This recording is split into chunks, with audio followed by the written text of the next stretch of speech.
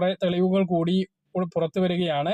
Endosulfan ദുരിതബാധിതർക്കുള്ള ധനസഹായം ഉൾപ്പെടെ സംസ്ഥാനത്തെ 10 സാമൂഹ്യ സുരക്ഷാ പദ്ധതികൾ ഇപ്പോൾ നിലച്ച മട്ടാണ്.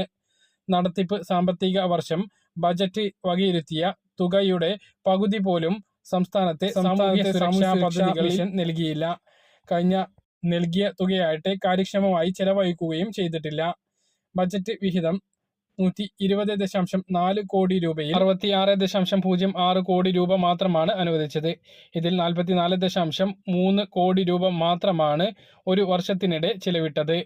അർഹർക്ക് നൽകേണ്ട വിഹിതമാണ് ഇങ്ങനെ നൽകാതെ ഇരിക്കുന്നത്. ഈ ഒരു സാഹചര്യത്തിൽ പെൻഷൻ എന്തായാലും മാർച്ച് കഴിയോളത്തിന് ലഭിക്കാനുള്ള സാധ്യത വളരെയധികം കുറവാണ്.